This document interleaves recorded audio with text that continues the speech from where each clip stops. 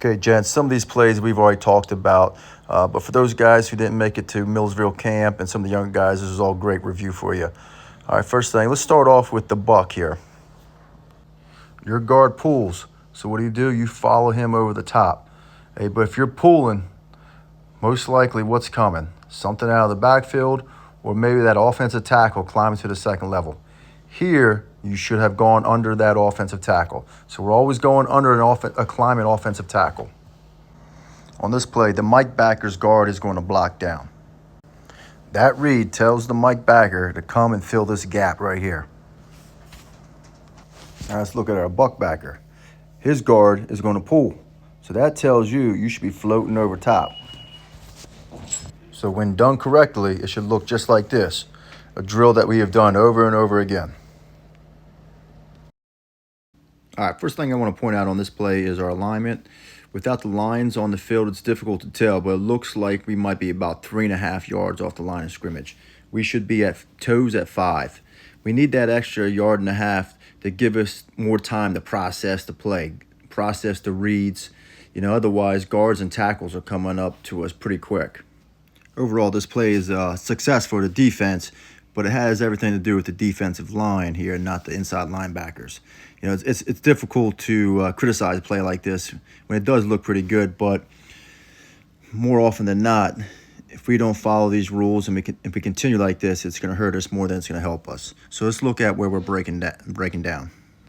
Let's look at the Mike backer. Initially, a great read on the guard. As the guard blocks down, you come downhill to fill the hole, but you step outside here, and you don't take on that lead block.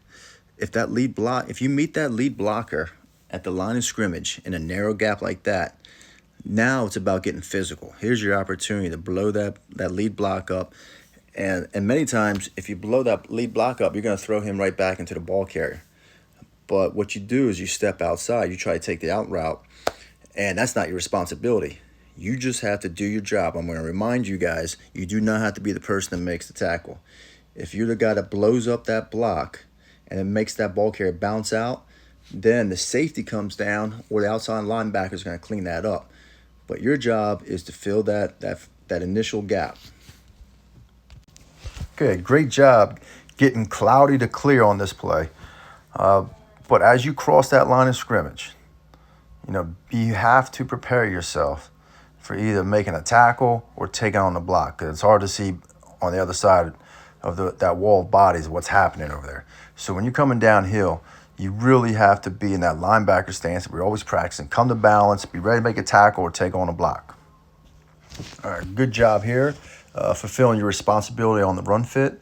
But right here, once you see that ball carrier is going to continue on to the outside, you've done your job. Now it's time to get into pursuit because you may be needed downfield. Good job, inside linebackers, getting cloudy to clear. Okay, both guards pull to the right, and both of you go to the left. Read your keys, not the backfield. All right, excellent read right here of the guards. Inside linebackers see their guards coming up to the second level, immediately dip that shoulder, go under, and then get back straight, and then boom, they're right there blowing up that play. It does get a little tight with both of you going inside. Hey, but that's your responsibility, and you took away any possible lanes up the middle. Outstanding. Next play. All right, let's look at the Mike backer. Here we're in bullseye. So that means you take the number 3 receiver. Here he is stacked behind the number 2. The number 1 receiver is off the screen, and the cornerback is responsible for him. 2 things here.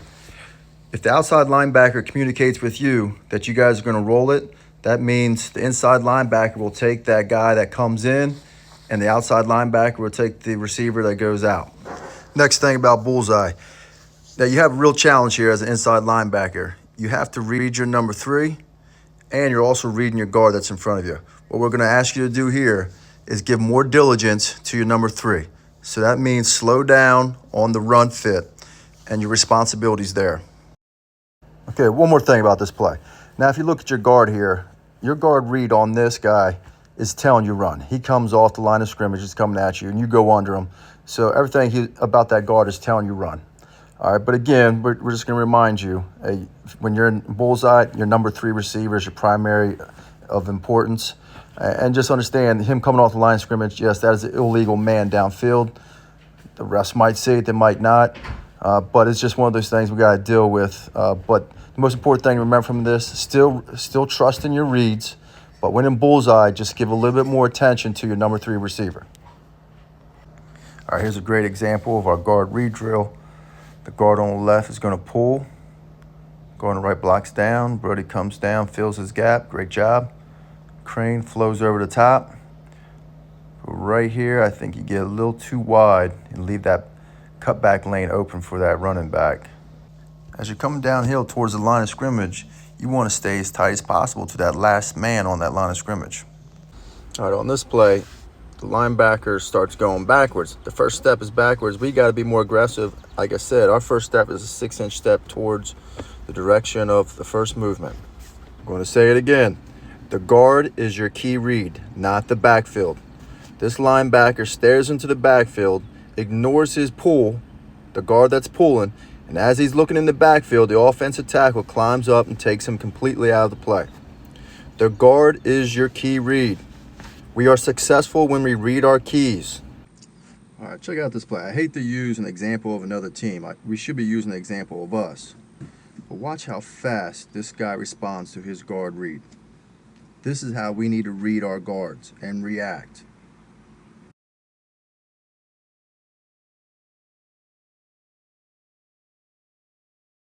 Okay, gents, that's all I got for you. I think it's pretty simple and clear. We need to read our guards. I showed you clips of us reading the guards, and we had success. We have success, and we shut the offense down when we read our guards. When we do what we want to do, by looking in the backfield and trying to be the hero of the play and not do our job, that's when we break down. That's when we're going to have failure. If we want to win football games, we have to win it as a team, not individuals. Read your guards.